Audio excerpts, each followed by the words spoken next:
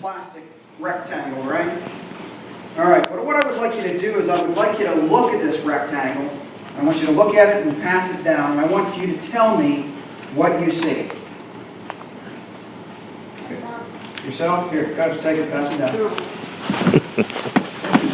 You see yourself too? Good, give it to Jack. Jack, what do you see?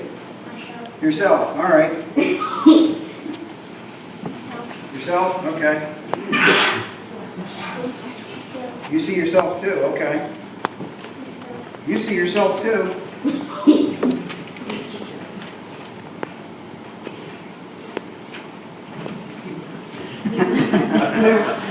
All right, so, interesting.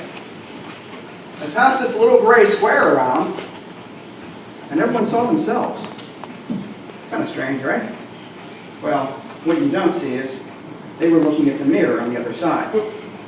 Everybody saw something different, but what they were focused on when they were looking in this little square was your own reflection, right?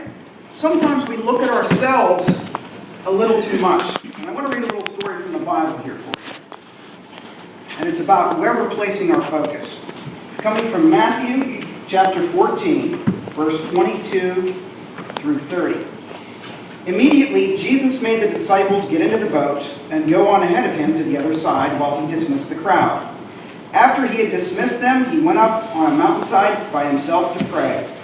When evening came, he was alone, and the boat was already a considerable distance from land, and being shaken by the waves because the wind was against it.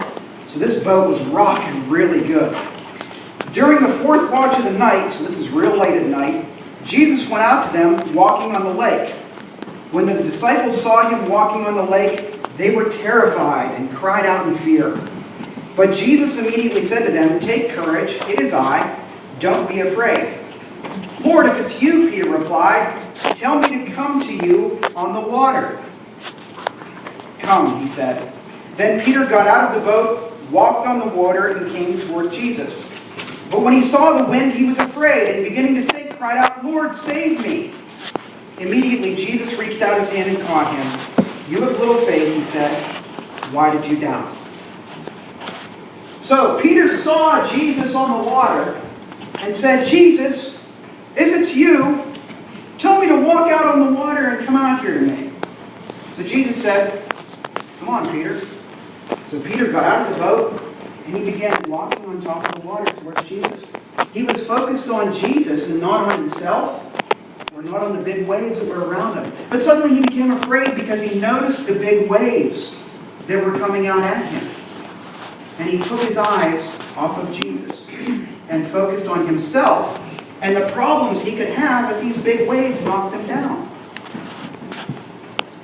How many times in life do we have something in our lives that maybe worry us or bother us? And we begin to focus on how it's going to affect us when we take our eyes off of Jesus.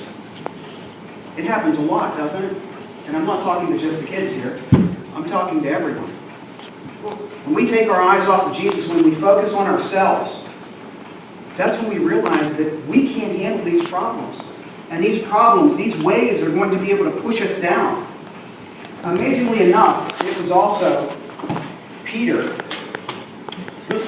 Hope I didn't need those for later. But it was also Peter who wrote in 1 Peter 5:7, "Cast all of your anxiety on him because he cares for you."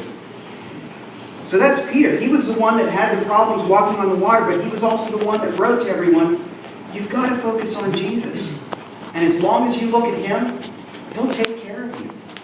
And your problems will not be as large. Okay? So can everyone stay focused on Jesus this week? Good deal.